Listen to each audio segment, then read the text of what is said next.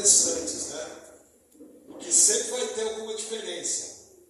Outro detalhe, escatologia é um assunto extremamente delicado. Para vocês terem uma ideia, eu tenho o hábito, por exemplo, eu gosto muito do trabalho do reverendo Augusto Nicodemos, do Hernandes Dias Lopes, do Paulo Júnior. Eles são de uma linha escatológica. E são fontes da minha vida. Inclusive, quando eu fechei o estudo de Apocalipse da igreja, existem aspectos do meu estudo que eu usei a opinião deles, que eu achei que era a opinião melhor. Em contrapartida, tem os outros mestres que eu sigo. Por exemplo, pastor Marcos Branconato, um irmão que é bem conhecido aqui do Sul, o Ciro Sanches Zibordi, aqui de Santa Catarina, muito bom. Eles têm uma opinião que diverge do Augusto Nicodemos. Então, assim, o que eu tenho que entender? Vejam, na história da igreja, todo mundo que é ortodoxo crê nas mesmas coisas. Todo camarada que for falar de Apocalipse de maneira bíblica, ele crê nas mesmas coisas. Então, o que eles vão crer basicamente? Arrebatamento, ressurreição, julgamento, volta de Cristo, milênio, que é o reino de Cristo.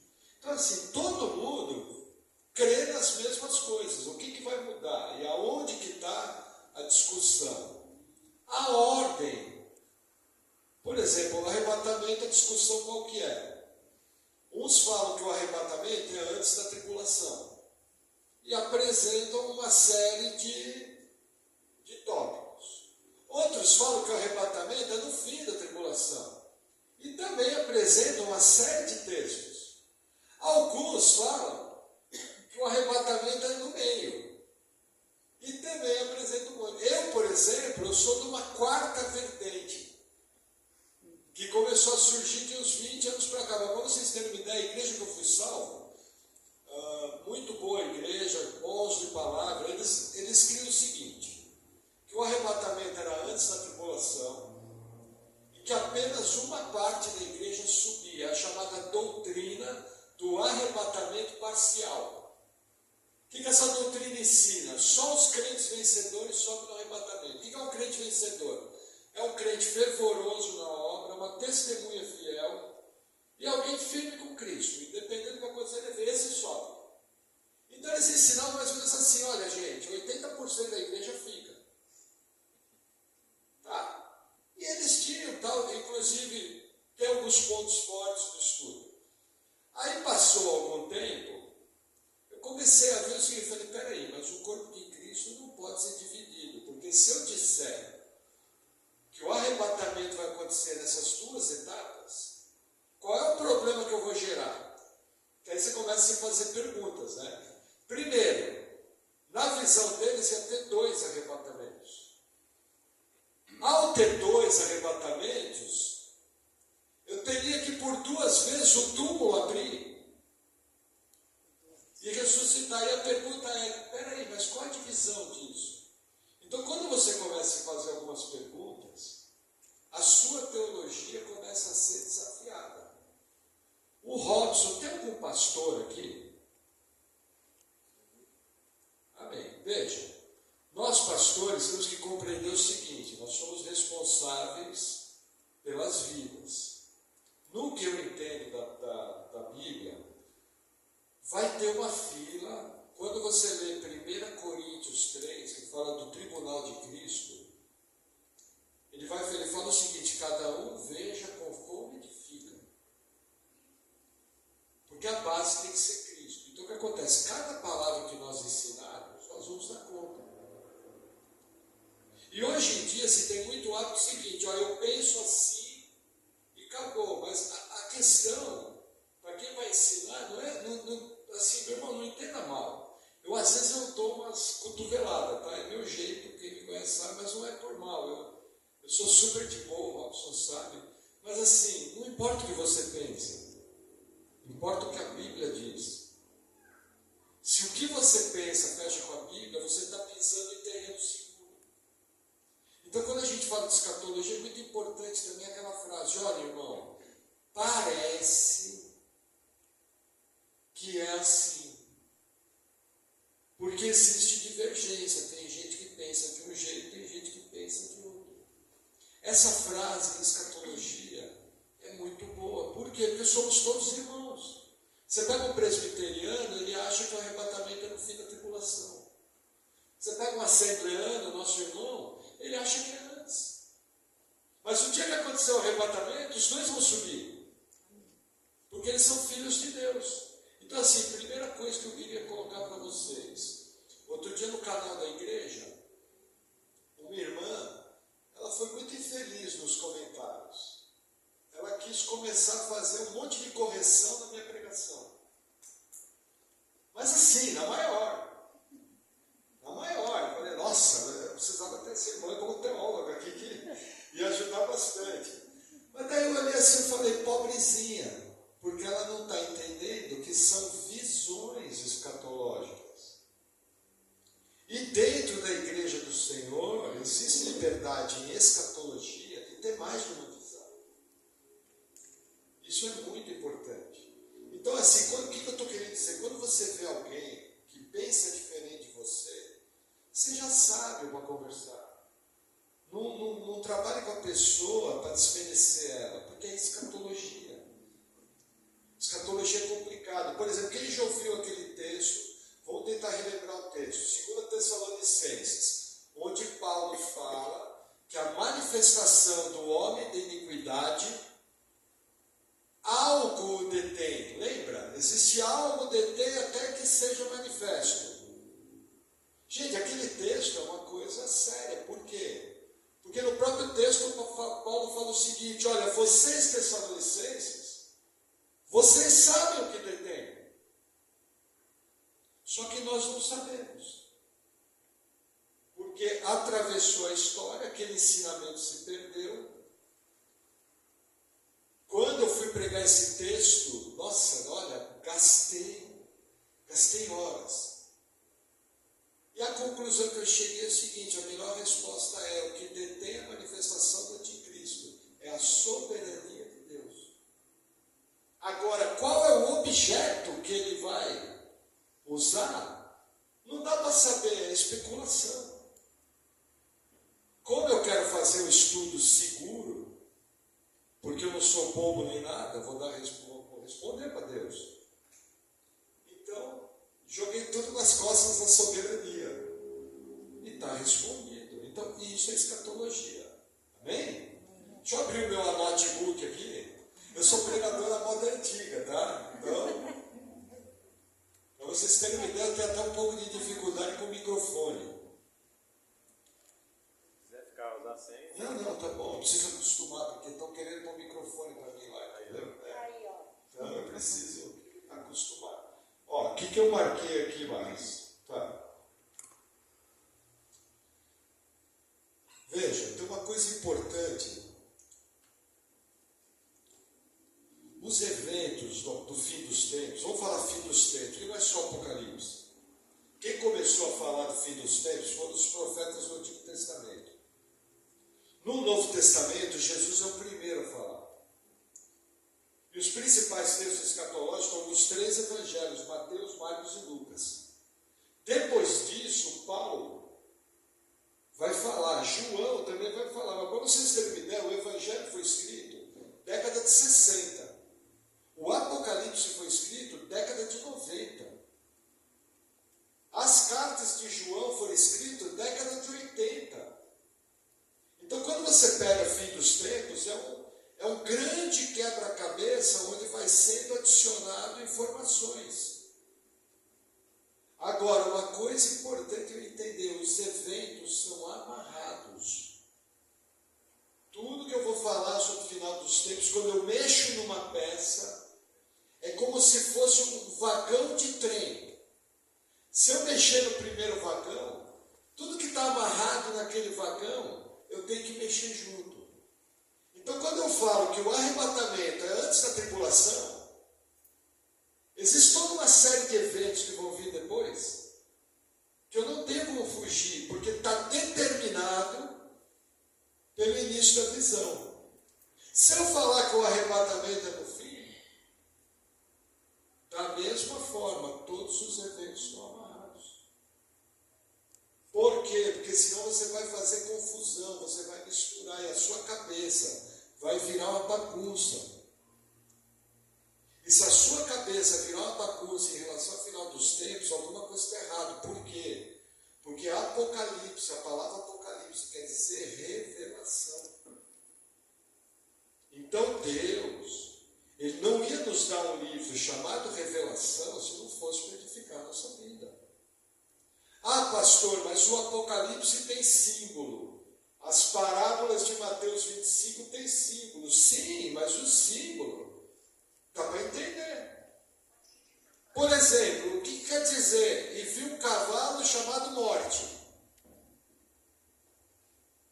Como diz o pastor Marcos Beconata, quer dizer que a Branca de Neve é 7-2.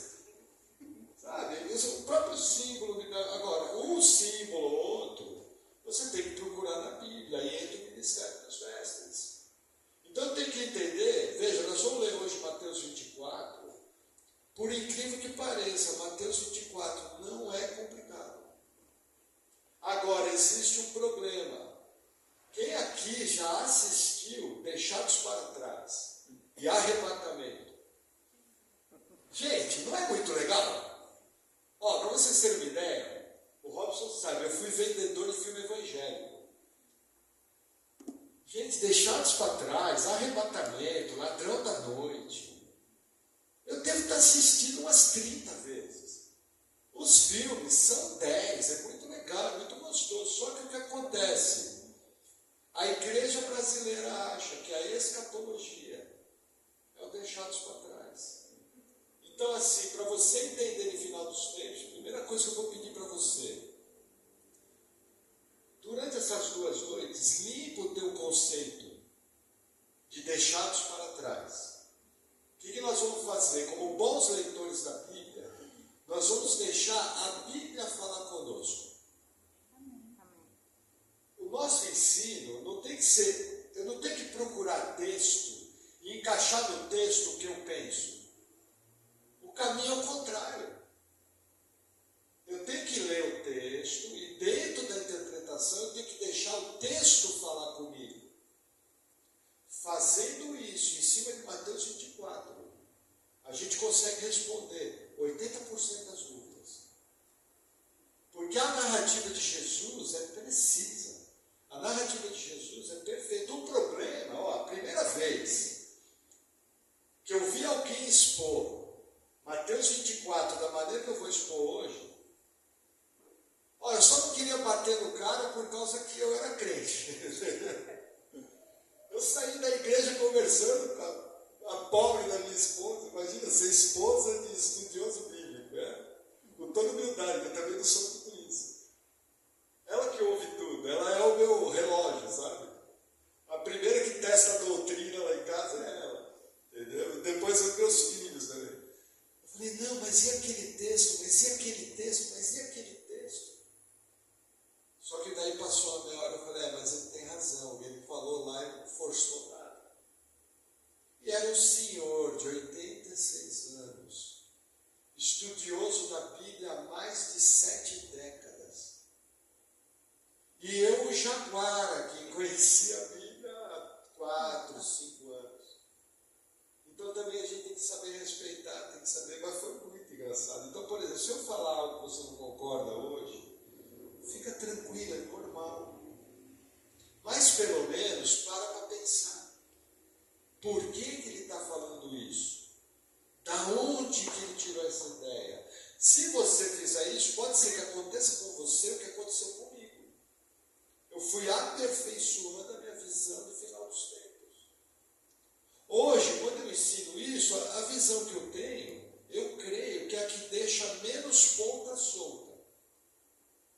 Os irmãos estão ficando curiosos, hein? Olha o que esse cara está pensando. Entendeu? Mas eu creio que é a que deixa menos ponta solta. É do microfone? Espera aí, deixa eu tirar aqui.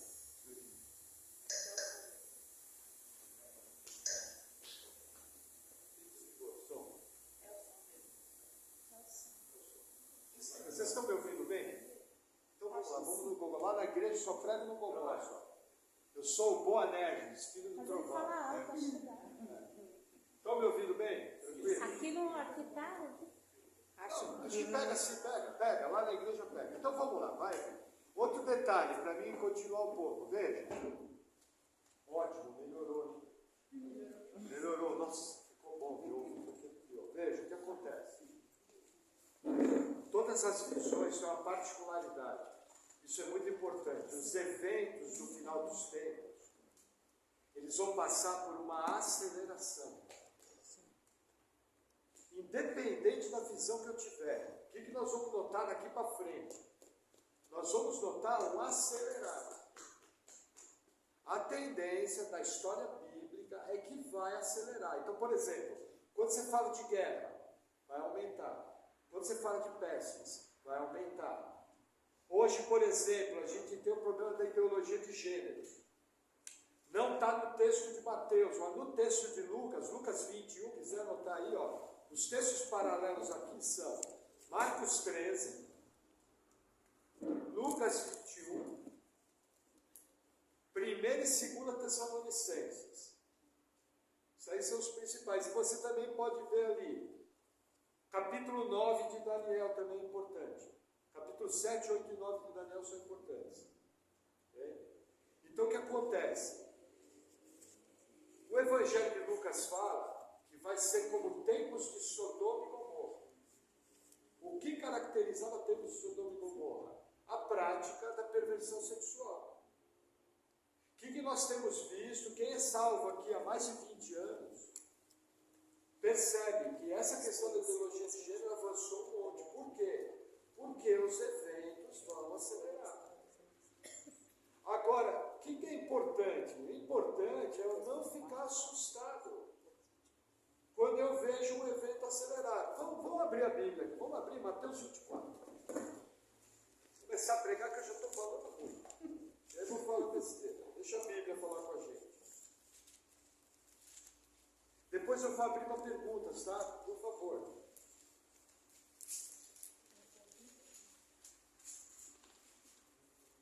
Mateus 24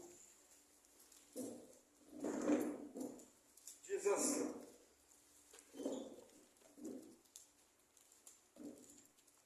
Nós vamos trabalhar só em cima desse texto agora, tá? A partir de agora.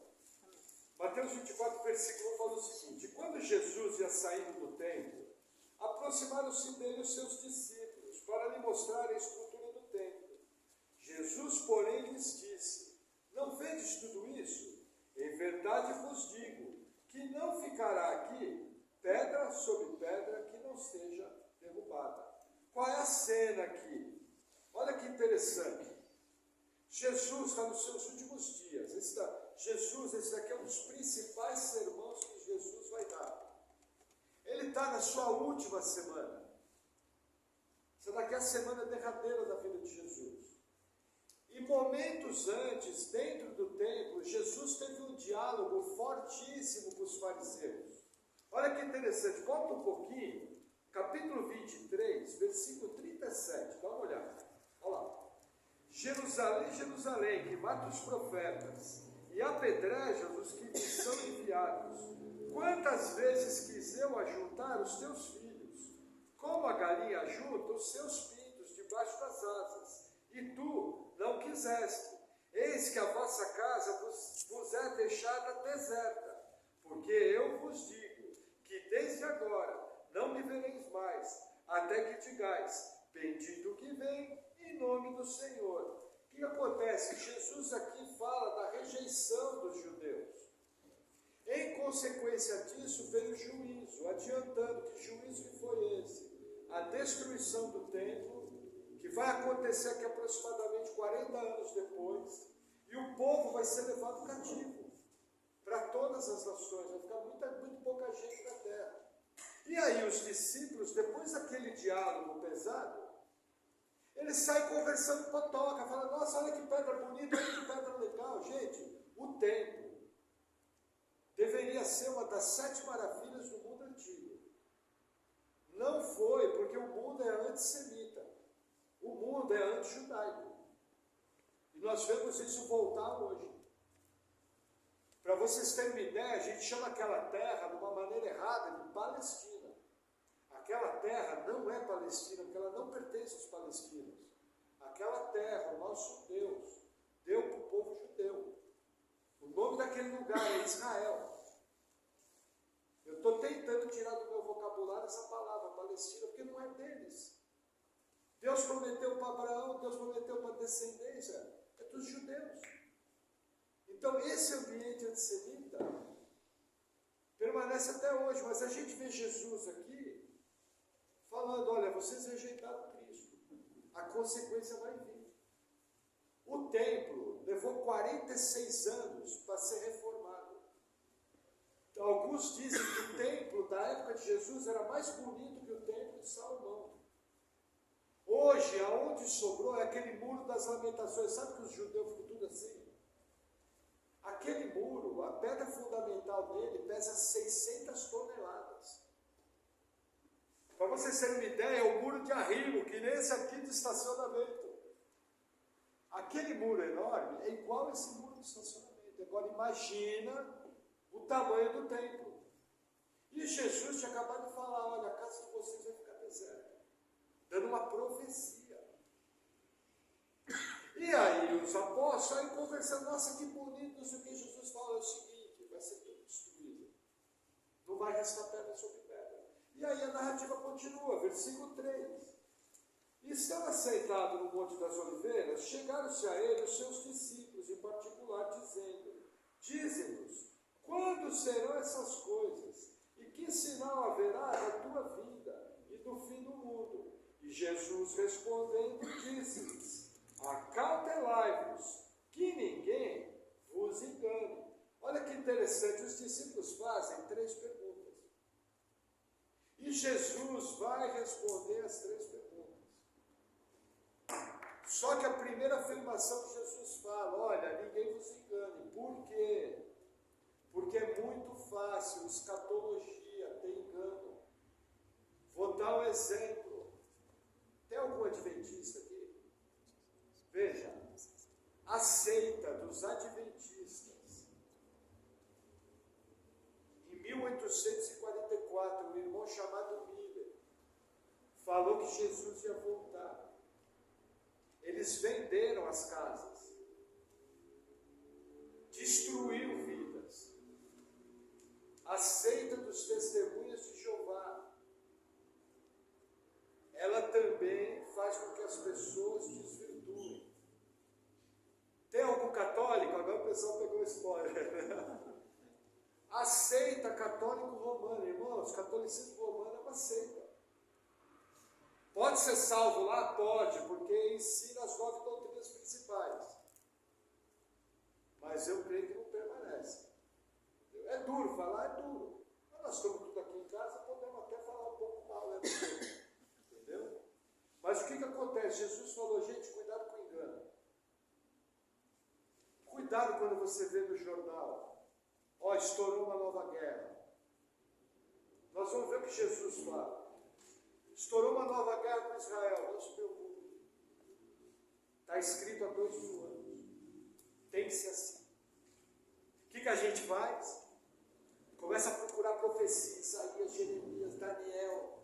Até no Êxodo você procura profecia e tem. Porque estourou uma guerra em Israel. Então cuidado, quer ver? Vamos continuar a narrativa, versículo 5. Porque muitos virão em meu nome dizendo, eu sou o Cristo, e enganarão a muitos. Gente, quando a gente lê esse versículo, a gente pensa no Henrique Cristo, não pensa? Tá, para nós cristãos, pensar no Henrique Cristo é um absurdo. Para nós cristãos, a gente limpa essa ideia, ninguém vai acreditar no Henrique Cristo. Como diz lá o irmão Ângelo Basso, conhece o Ângelo Basso? O irmão Ângelo Basso falou o seguinte, nem o Henrique Cristo acredita nele. Entendeu? Agora, o pessoal de fora acredita. Porque pode ser enganado. Eu tenho que lembrar o seguinte, o eleito, que somos nós, ele não pode permanecer no engano. O máximo que pode acontecer, o eleito ficar enganado por algum tempo enquanto está pensando no assunto. Nós temos um dispositivo em nós, que 1 João fala, vós tendes a unção que vem do santo. O santo lá tem letra maiúscula, é a unção que vem de Jesus. O Espírito Santo é o som do nosso espírito, então a gente não pode ser enganado. Só que esse versículo, o que acontece? Para nós somos cristãos, se eu tomar cuidado do quê? Você confiar em homens, como se fosse um ungido, como se fosse o Messias, como se fosse um enviado, e achar que aquele homem vai resolver alguma coisa. Tem que tomar cuidado com isso, porque escatologia pode me levar para isso, confiar em coisas que eu não deveria confiar. Amém? Comecei a pregar, pronto, vamos lá, versículo 6.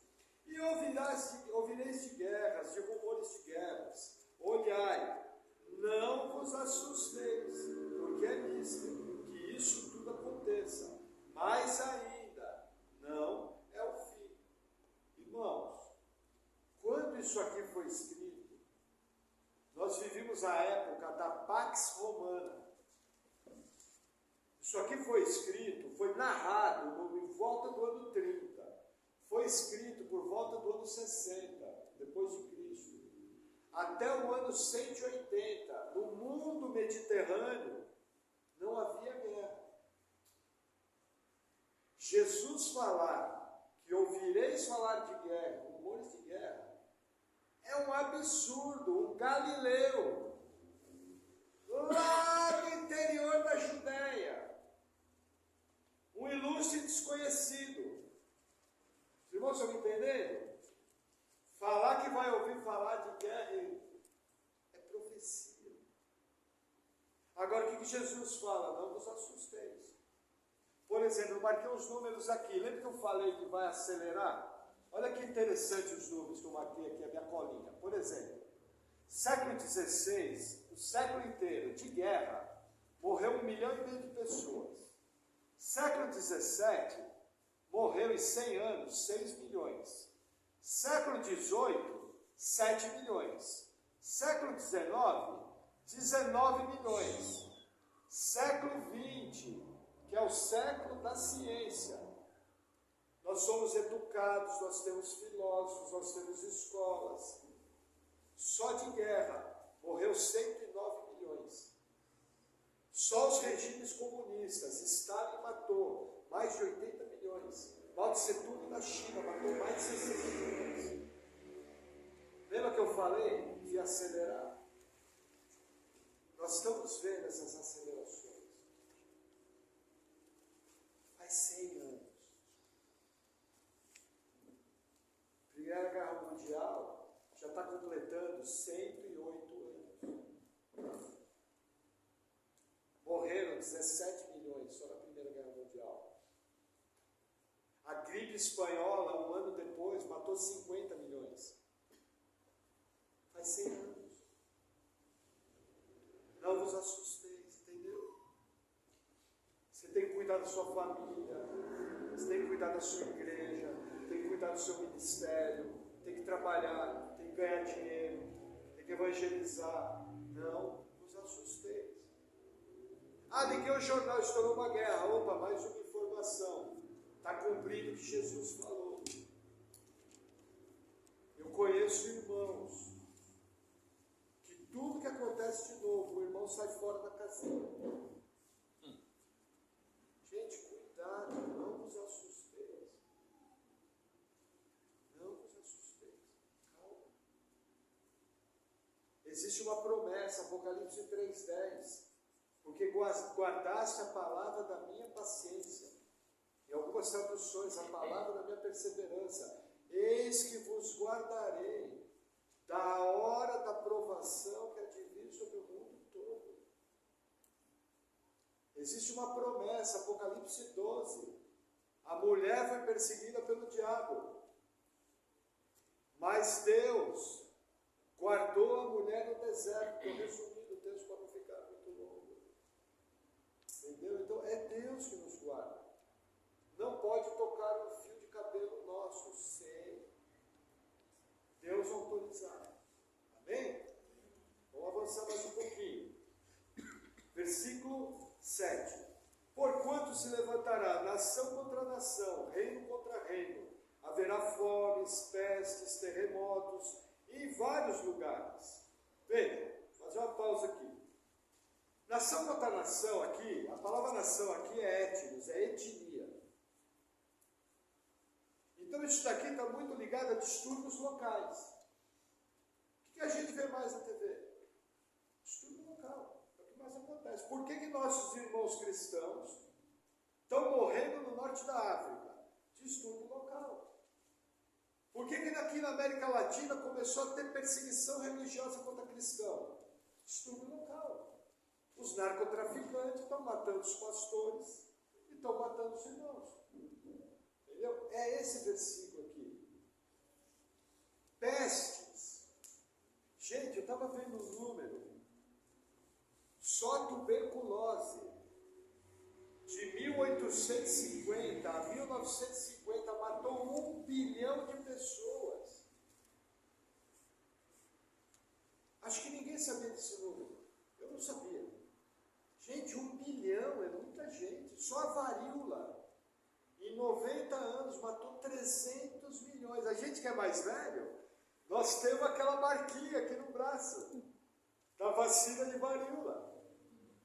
Glória a Deus, que se a gente não tivesse tomado aquele negócio, por exemplo, eu nasci em 65, perigoso morrer. Daqui a 1 ano e meio eu sou um idoso. É verdade, não tem jeito. E glória a Deus por isso.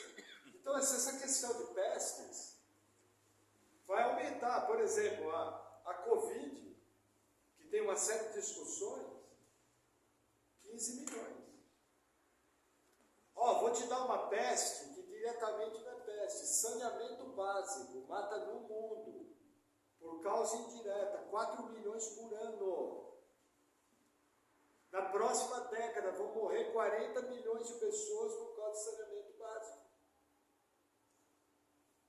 Entende? Pestes, guerras. Para quem entende, veja, existem 2 linhas, vou dar uma adiantadinha. Para quem entende que os selos estão abertos, sabe os selos do Apocalipse? Para quem entende que os selos estão abertos, fecha com essa narrativa aqui. Porque bate certinho nos selos. Para quem entende que os selos não estão abertos, vão abrir no futuro, eles entendem que vai acelerar. As duas interpretações, embora sejam diferentes, dá na mesma coisa. Percebe como é que é? O cara só tem uma maneira diferente de falar. Por exemplo, aqui no texto vai falar, aquele que perseverar até o fim, será salvo. A maioria da igreja entende o seguinte, olha, para mim ser salvo eu preciso perseverar até o fim, não é assim? Eu já entendo diferente. Para mim, o cara que é salvo para valer, que nasceu de Jesus, nasceu do Espírito Santo, ele vai perseverar até o fim, porque ele é um crente. Estou triste, eu também fico triste. Estou desanimado, eu também, me ajuda.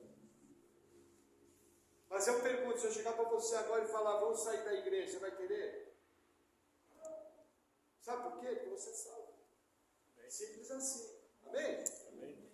Vamos lá, vamos avançar mais um pouquinho. Versículo 8. Mas todas essas coisas são o princípio das dores. Veja, irmãos, eu creio, tem gente que pensa diferente, que hoje, na verdade, o meu pensamento é o seguinte, desde que Jesus ascendeu aos céus, está lá em Atos dos Apóstolos, capítulo 1, eu creio que nós estamos vivendo o princípio das dores do Pai. Para mim, na minha visão, com toda humildade, o que vai acontecer daqui para frente é o que está acontecendo há 200 anos. Só acelera.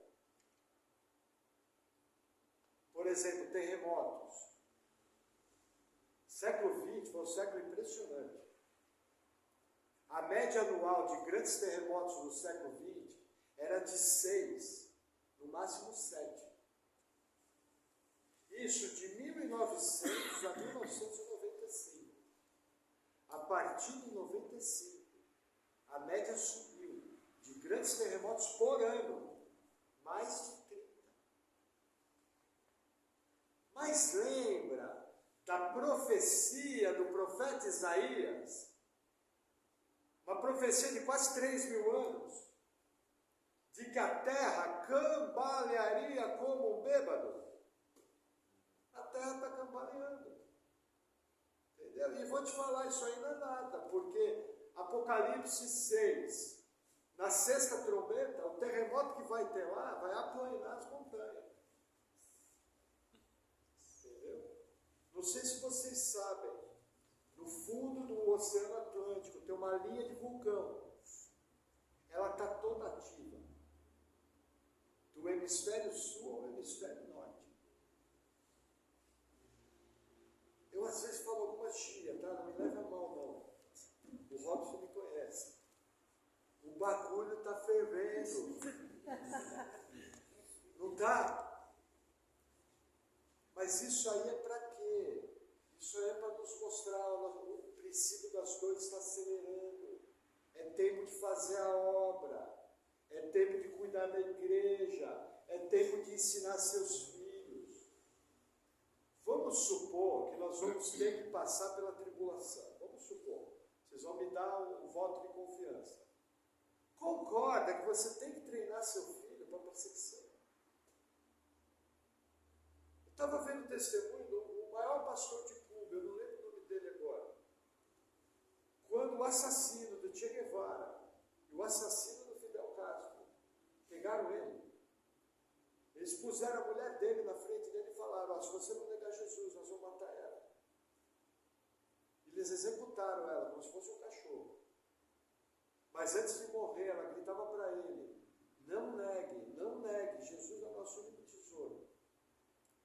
Não bastasse, eles pegaram os 2 filhos dele e falaram: se você não negar, nós vamos matar. Mataram os 2 filhos dele na frente dele. E por final, mataram ele. Entendeu? Eu pergunto, se nós tivermos que encarar a tribulação, ou se o princípio das dores acelerar e chegar até nós. Porque é uma outra hipótese.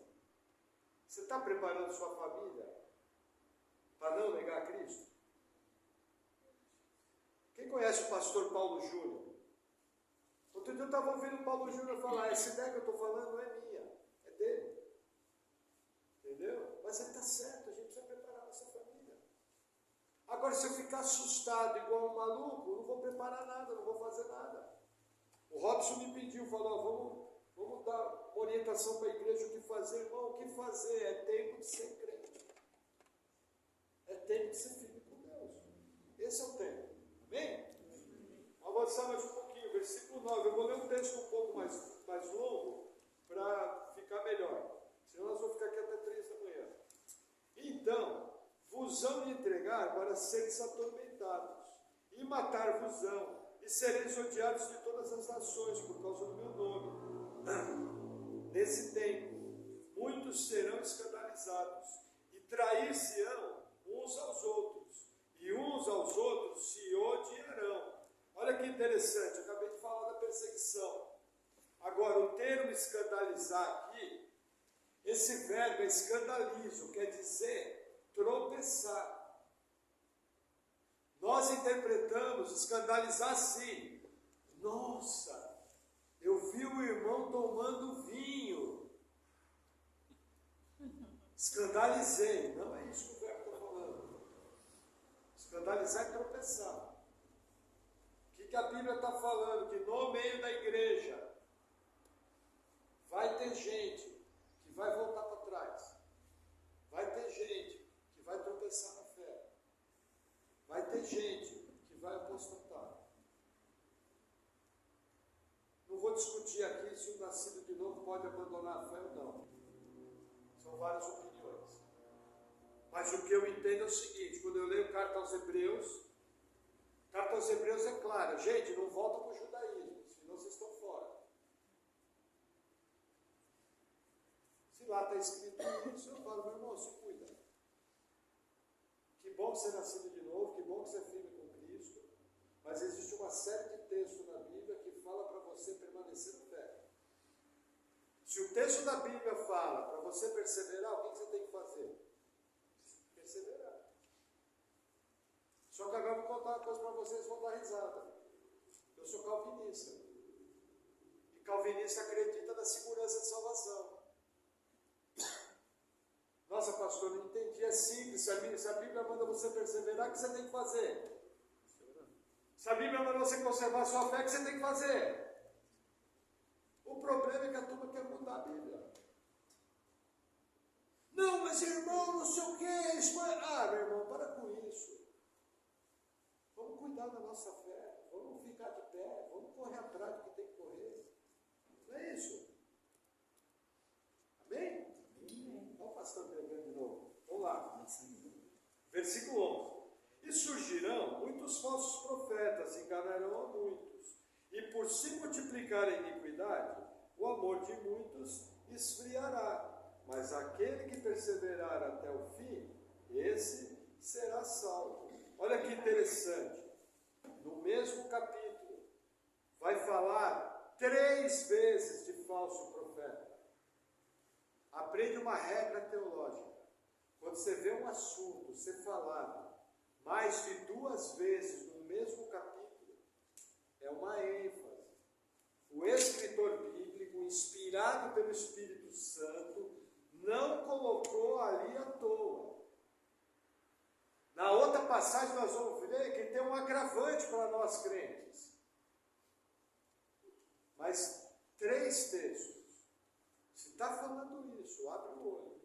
Outro detalhe, o amor de muitos esfriar. Vou falar uma coisa para vocês, já esfriou. Nós já estamos vivendo um tempo difícil. Entendeu? E outro detalhe que fala aqui no fim, a perseverança. A gente tem que ser feito de concreto. Sabe? Pô, Jesus foi moído. Para a gente, qualquer coisinha, o cara sobe da igreja. Ah, estou bravo que o pastor falou que era calvinista. Ele falou que eu vou ficar na tribulação. Não, meu irmão, cresce. Sabe? Sendo novinho na fé, a gente entende. Criança tem comportamento de criança. Mas, pô, por exemplo, aqui, se vocês estão aqui, vocês estão buscando crescer. Se vocês estão buscando crescer, aprenda a ter couro grosso. Aprenda a levar porrada e ficar de pé. Amém? Esse pastor é simpático demais. Vamos lá, deixa eu tomar uma água.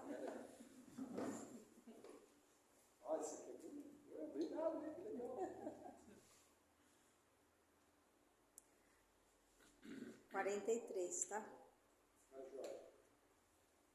Eu pedi para ela ser o meu pronome. Não dava para ficar.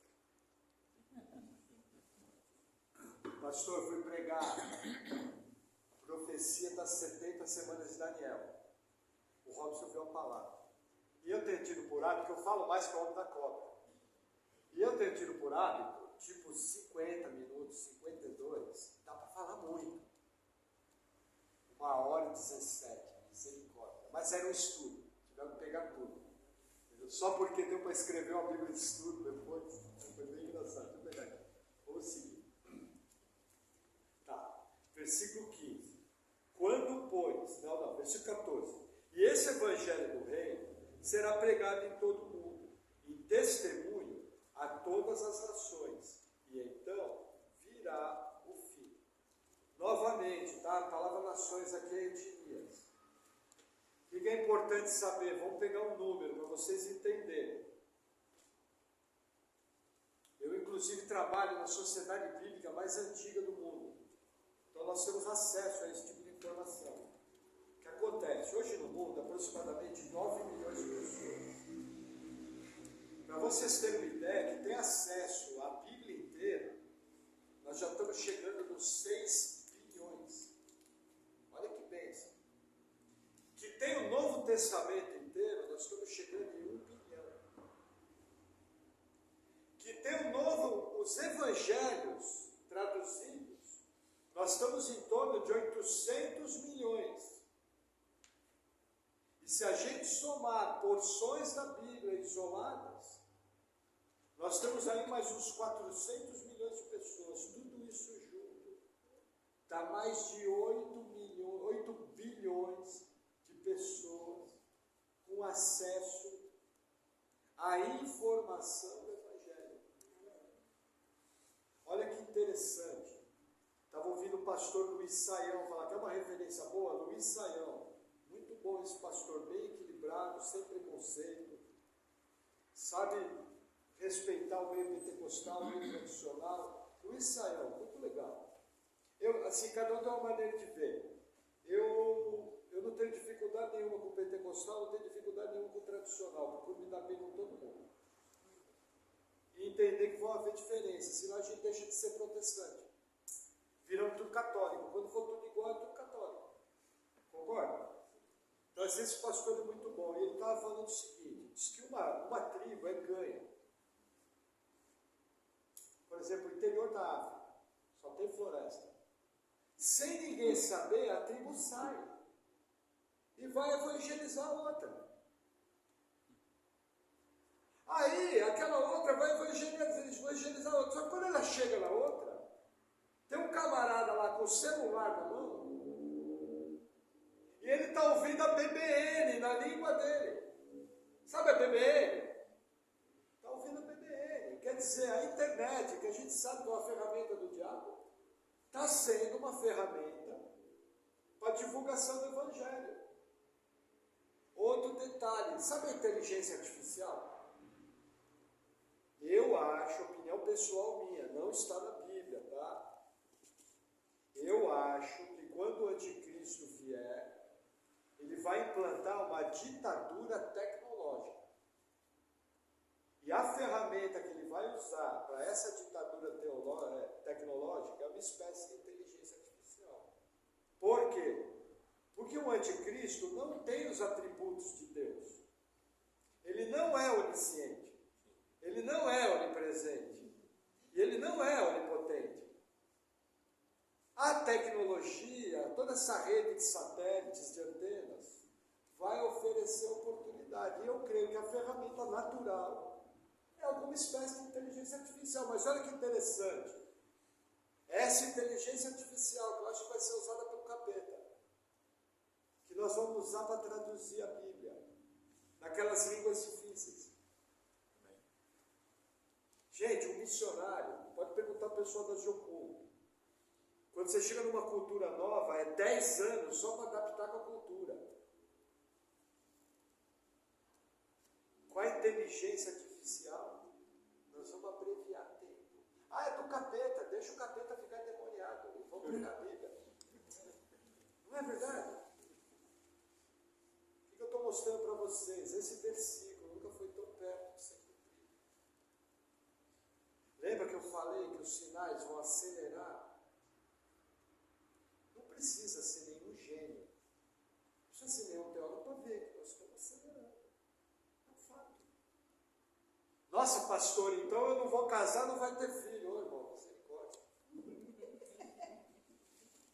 Eu já ouvi gente falar isso. Irmão, deixa eu fazer uma pergunta. Abri um parênteses aqui na palavra. Quando Adolf Hitler botou fogo na Europa e começou a perseguir judeu, aquela geração cristã que viu Hitler, o que ela pensou? Estamos no Apocalipse, pô. Quando Napoleão Bonaparte botou fogo na Europa, levou o Papa preso para Paris, o que aquela geração pensou? Apocalipse. Irmãos, entenda. Toda geração, isso é regra, pode anotar aí. Toda leitura do Apocalipse aponta para algum evento do passado. Ela também aponta para algo que está acontecendo no presente. E ela também aponta para um evento que ainda não aconteceu no futuro. Vou te dar um exemplo, vamos ler o versículo 15. Quando, pois, virdes que a abominação da desolação de que falou o profeta Daniel está no lugar santo, quem lê, entenda. Então, os que estiverem na Judéia, fujam para os montes. E quem estiver sobre o telhado, não desça a tirar alguma coisa na sua casa. E quem estiver no campo, não volte atrás a buscar as suas vestes. Mas ai das grávidas e das que amamentarem naqueles dias. E orai para que a vossa fuga não aconteça no inverno, nem no sábado. porque haverá então grande aflição, como nunca houve, desde o princípio do mundo até agora, nem tampouco há de haver. O que Jesus está nos ensinando aqui? Versículo 15 fala do abominável da desolação, o anticristo, a besta. Só que olha o que Jesus fala, de que fala o profeta Daniel no passado. Veja, o judeu daquela época, ele entendia o seguinte: o abominável da desolação foi escrito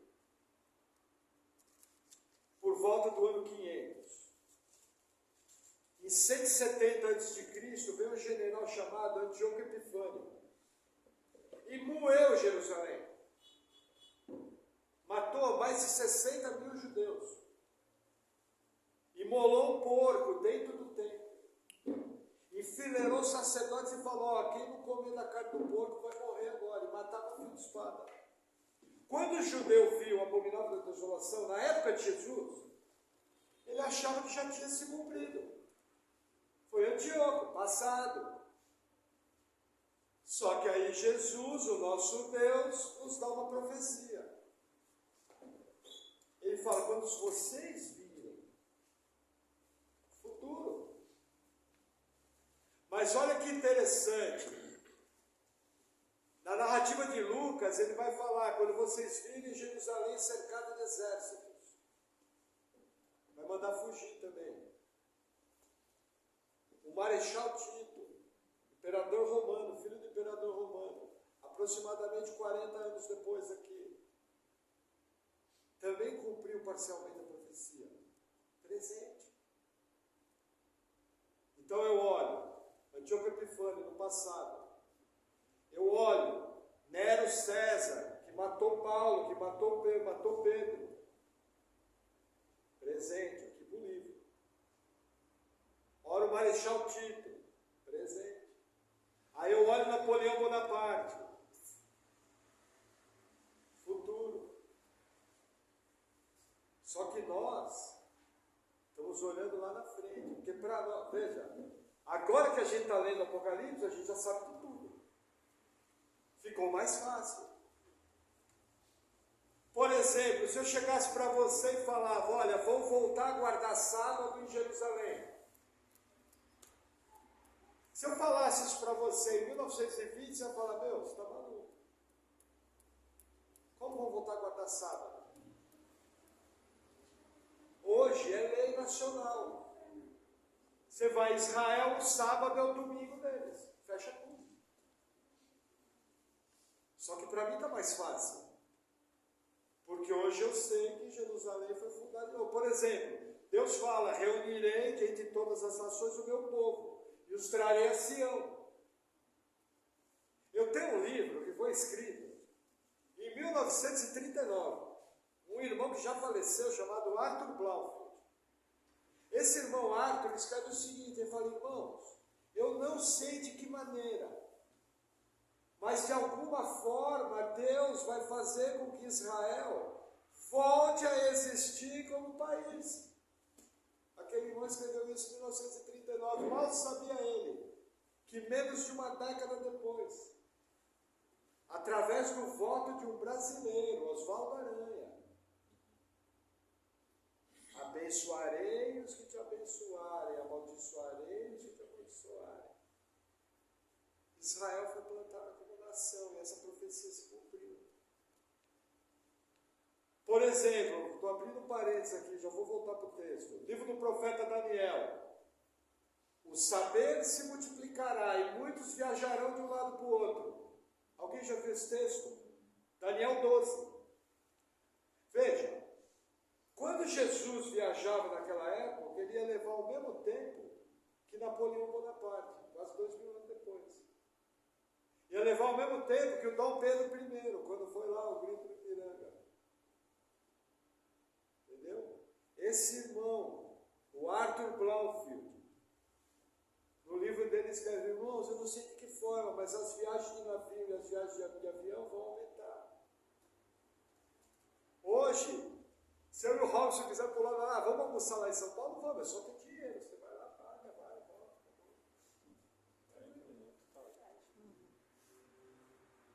isso que da nossa geração muito mais vai ser cobrado. Porque nós temos informações que os irmãos não tinham. Amém? Então, voltando aqui para a profecia de Jesus. Vai haver sim um anticristo. E aí eu vou te dar uma interpretação, não estranha, tá? Fala que o abominável da desolação vai estar no templo. Eu entendo que o templo é um templo. Só que eu vou mais longe. No contexto aqui ele está falando para judeus.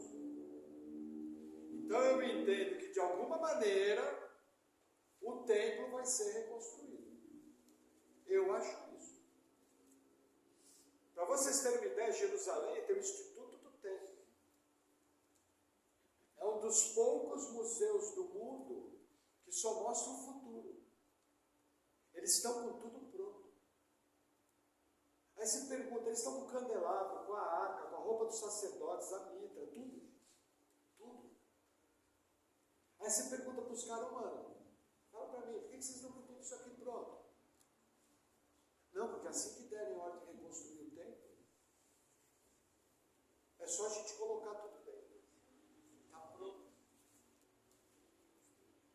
Existe uma especulação muito forte de que o templo funcionar tem que ter um tipo de água purificadora feita com a cinza de uma novilha vermelha.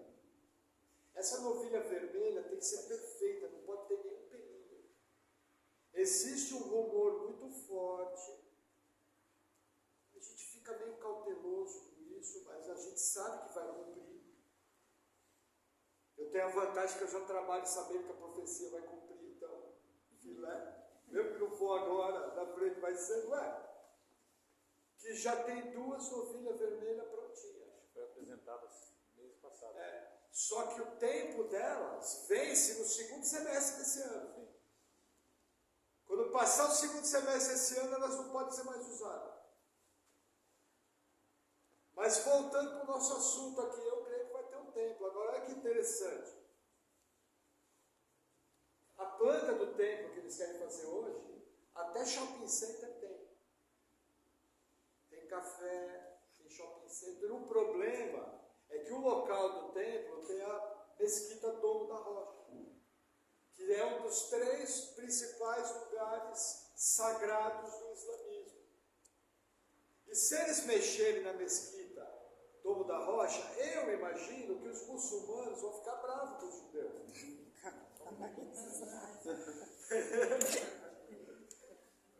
Coisa que eles quase não fazem, né? Então o que acontece? Vai ter que acontecer algo. Aí eu vou usar a frase: pode ser que o anticristo, para se tornar popular a nível mundial, por uma autorização de Deus, ele vai fechar um acordo que ele vai tirar aquela mesquita de lá. Só que vou contar uma coisa para vocês que muita gente não sabe: aquela mesquita é desmontável. Ela é toda encaixada. Dá para desmontar ela inteira e montar em outro lugar em 15 dias. Olha que coisa. E vou te falar uma segunda informação. Os camaradas botam o templo em pé em 1 mês. Porque o templo é uma das construções, o templo, ano do templo, é você jogar os móveis dentro e você sacrificar lá dentro. Eu não estou falando do templo enfeitado.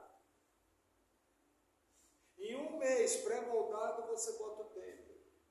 Porque são 2 cômodos. O que era grande no templo era o átrio, era o pátio. O Santo dos Santos é um lugar pequenininho. Entendeu? O lugar santíssimo se eu não me engano, é um pouco menor que essa igreja. Os camaradas pré-moldados botam em 1 mês lá. Ah, pastor, o que isso quer dizer para mim? Veja, Jesus fala aqui. A grande tribulação, eu entendo que existe uma divisão.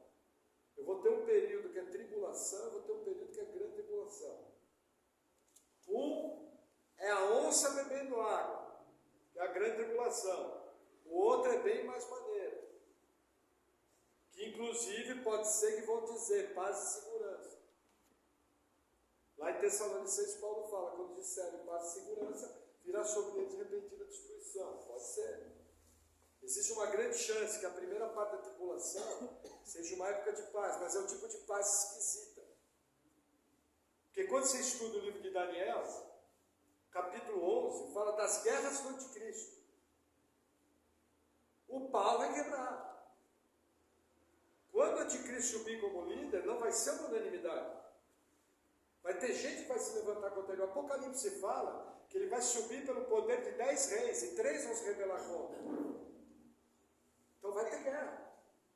Sabe aquela paz de ímpio? O camarada acabou de passar a noite enchendo a cara, se prostituindo, e você encontra ele de manhã, e aí, tudo bem? Pô, tudo numa boa, pastor. Eu acho que vai ser um tipo de paz assim. Entendeu? Agora, o que acontece? Pode acontecer, irmãos, se o arrebatamento não acontecer antes da tribulação, nós vamos passar, pelo menos por parte dela. Pode ser que um dia você vai abrir o seu celular e vai ver o Benjamin Netanyahu lá falando: estamos muito felizes que vamos reconstruir o templo de Israel. Se você vê isso, prepara, está começando a grande tribulação. Entendeu? Está começando a grande tribulação. Por isso que Jesus fala, vigiai. Eu costumo dizer assim, não vou dar spoiler, só sexta-feira que vem. Mas eu creio que você tem que estar preparado com a perseguição. Entendeu? Outro detalhe, aqui Jesus fala, para quem está na Judéia, fugir. Falar um assunto importante. O poder do anticristo vai ser mundial. Mas o domínio, não. Ele não vai ter condições, por causa dos empecilhos colocados por Deus, que aparecem em textos da palavra, ele não vai ter condição de permanecer 100% em todo lugar do mundo perseguindo os santos. Ele não vai ter condição. Vou te dar um exemplo simples. Aos 5 anos atrás, um vulcão entrou em erupção na Islândia. Fechou o tráfego aéreo do norte da Europa por 3 meses. Um vulcão.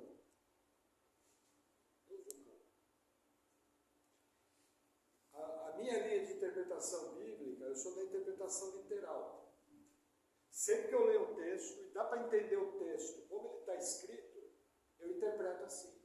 Faz sentido? Faz sentido. Então, por exemplo, uma das trombetas fala que uma grande estrela vai cair do céu no mar. Eu entendo que pode ser um meteoro. Aí eu vi um cientista falando, uns irmãos bem inteligentes, falando. E eles disseram o seguinte: se bater um meteoro no mar, a linha de vulcões do Pacífico, a linha de fogo, imediatamente entra em erupção, porque vai ter batido um na terra, que vai queimar a floresta. Vocês imaginam dezenas de vulcões entrando em erupção ao mesmo tempo?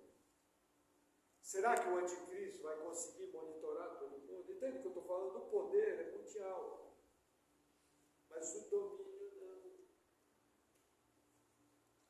não. Na minha visão, outra coisa importante você entender: independente se o arrebatamento é antes ou se o arrebatamento é depois, vai ter crente na tribulação. É uma carreta fechada de texto. Muito texto. Se vai ter crente na tribulação, vai ter crente perseguido. O arrebatamento só vou falar sexta-feira que vem, que é para vocês voltarem.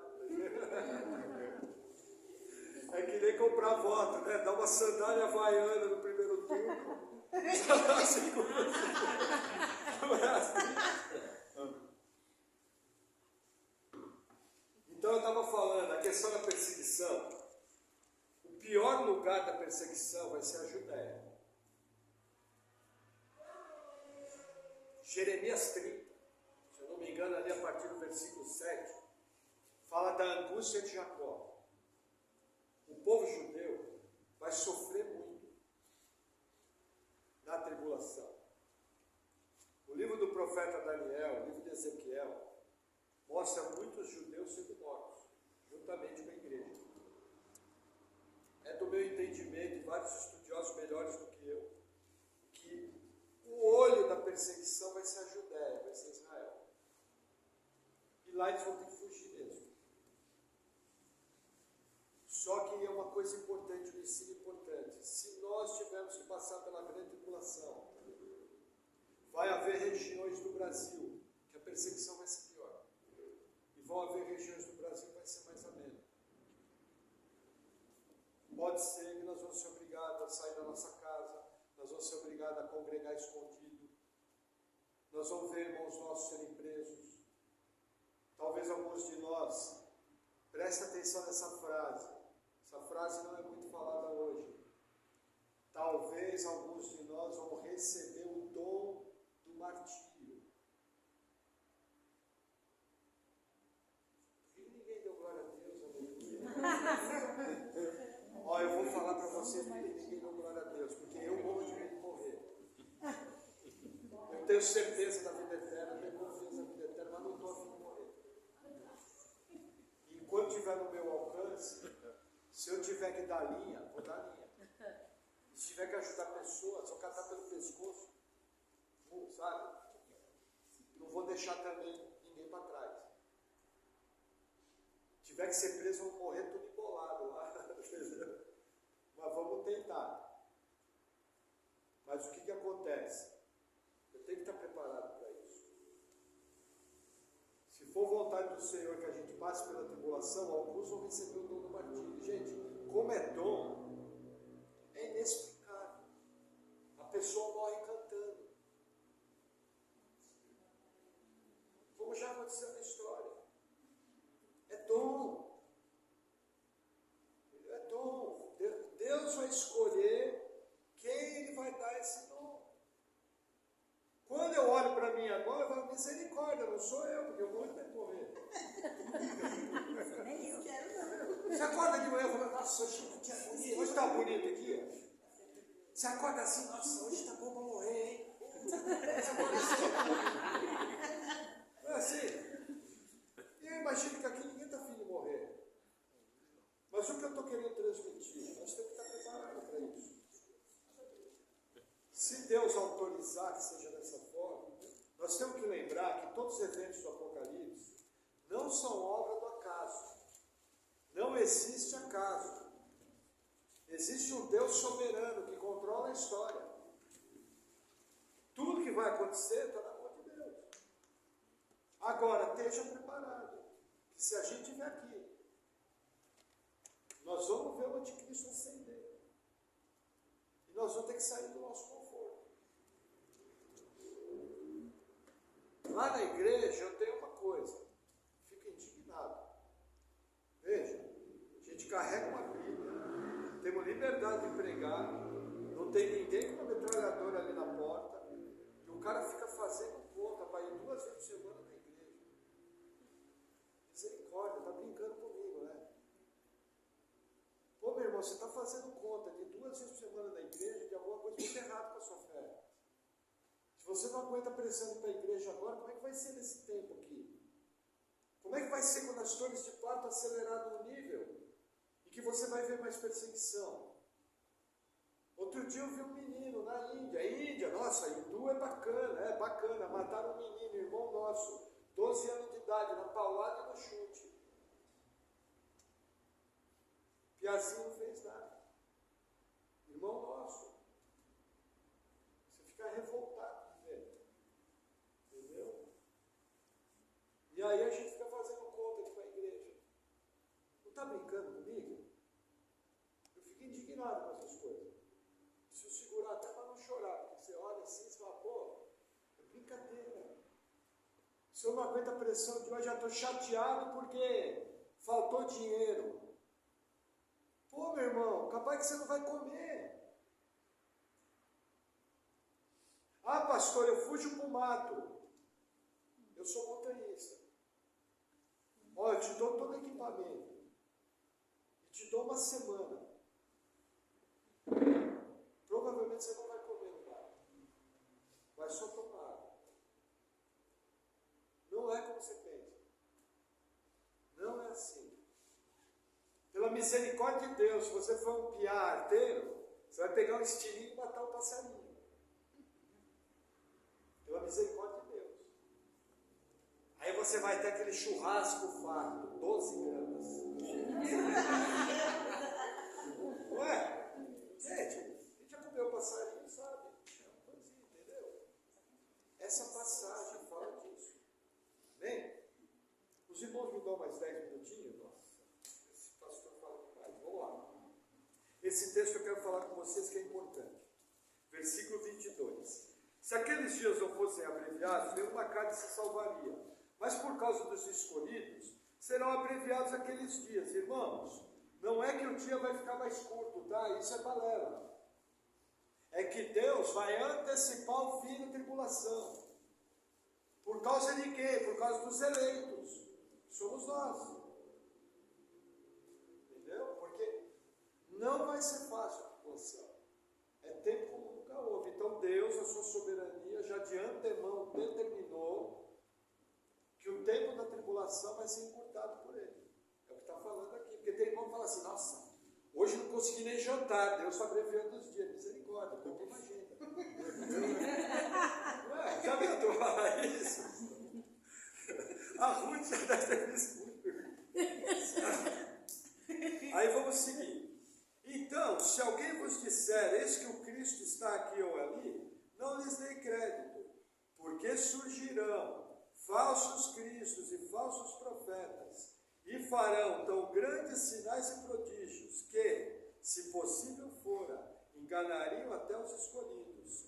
Eis que vô-lo tenho predito. Portanto, se vos disserem, eis que ele está nos desertos, não saias. Eis que ele está no interior da casa, não acrediteis. Vou fazer uma pausa aqui. Olha que interessante, aqui é o terceiro texto, o mais importante.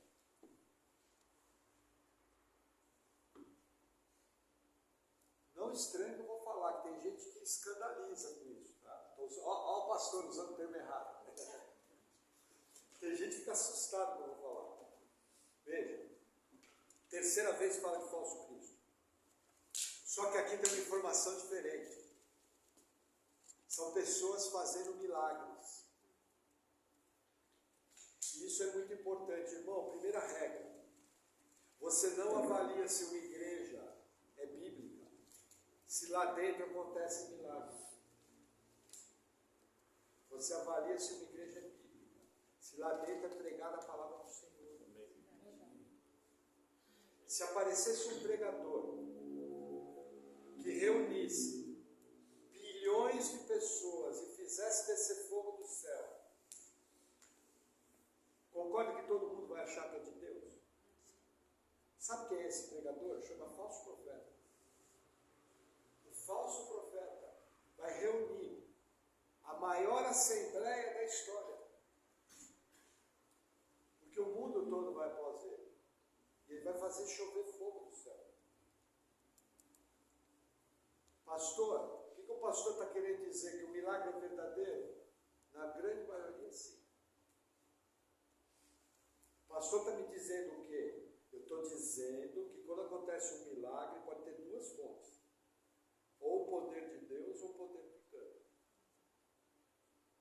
E lógico, pode ter os 171 forte, né? Que é os caras que fingem milagre, né? Isso aí a gente sabe que tem. Pastor, base bíblica para falar o que você está me falando. Gente, é simples, livro do Êxodo. Aqueles que são chamados Janes e Jambres. Moisés e Arão jogaram a vara no chão. Os caras também jogaram. E um pedaço de pau virou um bicho. Eles repetiram até 3 milagres. Então, cuidado. Glória a Deus pelo milagre, glória a Deus pela cura, maravilhoso. Mas jamais avalie uma igreja se lá dentro tem milagre ou não. Você vai cair no erro, você vai ser enganado. Uma igreja avaliada, se lá se prega o Evangelho de Cristo, se lá se prega a santidade, se lá bode é chamado de bode, ovelha é chamado de ovelha. Entendeu? Que não, como está lá escrito no tapete, está aqui para pregar Cristo. Entendeu? Ah, tivemos um milagre. Irmãos, vou falar uma coisa para vocês. Eu sou meio louco, tá? Vocês já perceberam. Normalmente, se eu vejo um paraplégico, sem ninguém ver, eu vou lá e pergunto para ele, posso orar com você? O cara normalmente fala, pode, eu oro. Nunca aconteceu nada, se acontecer capaz até de desmaiar. Não que eu duvide que Deus não possa curar, mas imagina o susto. Se eu oro pelo cara, o cara levanta. Sai correndo. Pensa. Você não vai assustar, porque não é comum. Entendeu? Uma vez eu fui no velório e eu tinha mania de orar por morto. Aí orei. E me afastei do caixão. De repente, quando eu olho no meio da turma, assim, eu vejo a mão do morto mexendo. Gente, deu um choque em mim. Você não sabe. Olha, eu não sei como eu não molhei a calça. Aí eu olhei de lado, era a pobrezinha da viúva. Esse é o tipo de pregador. Mas, gente, não assusta. Quem conhece aqui a comunidade cristã de Curitiba, lá no bairro Alto? O pastor Thomas Wilkins, o pai dele era católico romano, morreu. Quando ele morreu, Deus falou com ele, eu vou te ressuscitar, você está morto, você vai voltar e você vai ser pregador. O cara levantou sozinho, sem ninguém orar, no meio do velório. Entendeu? E virou pregador da palavra, a família viajou dos Estados Unidos para o Brasil, e eles já estão na terceira ou quarta geração de pregadores do Evangelho. Glória a Deus por isso. Amém. Ó, fiquei arrepiado. Que coisa linda. Entendeu? Acontece, Deus pode fazer isso. Agora, irmão, nunca avalie uma igreja por causa de um milagre. Você vai correr o risco de correr no erro. Ou cair na mão dos cães, que são os falsos pastores, os enganadores. Amém? Os irmãos não tropeçaram não, né? Por isso que eu falei. Não. Então tá bom, né? Porque a gente tem que entender, né? E aí, encerrando, vai dar para encerrar o texto. Veja. Versículo 27. Porque assim como o relâmpago sai do oriente e se mostra até o ocidente, assim será também a vida do Filho do Homem. Porque onde quer que estiver o cadáver, ali se ajuntarão as águias. E logo depois da aflição daqueles dias, o sol escurecerá, e a lua não dará sua luz, e as estrelas cairão do céu, e as potências do céu serão abaladas. Então aparecerá no céu o sinal do Filho do Homem, e todas as tribos da terra se lamentarão, e verão o Filho do Homem vindo sobre a nuvem do céu, com poder e grande glória. E ele enviará os seus anjos, com rijo clamor de trombeta, os quais ajuntarão seus escolhidos, desde os quatro ventos, de uma a outra extremidade da terra. Olha que interessante. Primeiro vamos falar do cadáver das águias, que muita gente não sabe. Isso é um ditado hebraico. Isso é um ditado sobre os falsos mestres. Então havia um ditado que falava o seguinte: onde tem um falso mestre, a urubuzada vai estar tudo em volta. É esse ditado que Jesus usa. Aquela geração sabia do que estava falando. Até hoje assim, pode ver, onde tem falso mestre, a urubuzada gosta. Entendeu? O que mais tem é gente indo atrás de falso mestre. Misericórdia. Misericórdia. Entendeu? Agora, o que está falando aqui?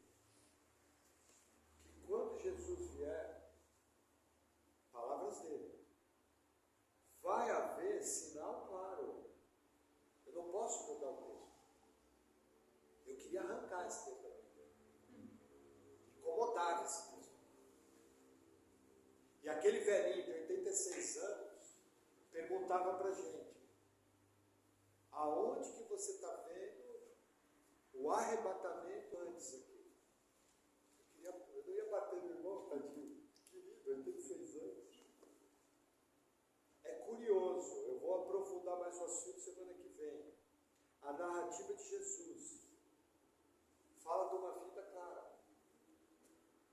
isso incomoda a nossa teologia. Você leu aí na sua Bíblia alguma coisa escura? Alguma coisa obscura, você viu? Não tem. Ah, mas pastor, sua conta e risco. Você quer ensinar isso aí, você ensina, entre você e Deus. Aí cada um dá na conta em si a Deus. Mas quando eu leio o texto, olha a narrativa. Princípio das dores de parto, grande tribulação, manifestação do anticristo, perseguição, blá, blá, blá, blá, blá. Sinais miraculosos, está falando do ministério do falso profeta e de outros. Os bodinhos do falso profeta. Entendeu? E aí fala, você vai ver o sinal claro. Na semana que vem, eu vou demonstrar para vocês, independente da visão de arrebatamento. Primeiro assunto que nós vamos lidar semana que vem, me lembrem. Se existe ou não um arrebatamento secreto. É um assunto muito... é o tipo de assunto bom. Porque quando você vê o assunto, sabe aqueles irmãos que estudam muito mais que a gente? Você fala, como é que eu não vi isso aqui? Está aqui. A Bíblia mostra certinho como vai ser o arrebatamento. Os textos são repetitivos. Só tem um arrebatamento da Bíblia que não diz como foi, que é o arrebatamento de Enoque, lá no Gênesis. Só fala que Deus tomou para si.